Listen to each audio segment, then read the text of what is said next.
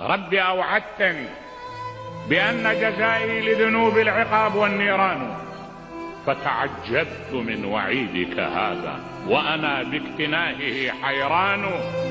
أعذابي بموطن منك يخلو، دلني أين هذا المكان، أم مكان تحله ومحال حيثما أنت رحمة وحنان. إن العذاب من الله عز وجل ليس عذاب وإنما هو رحمة.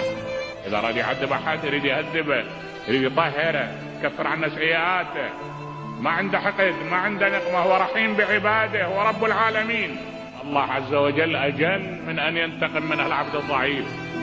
من هو هذا الإنسان؟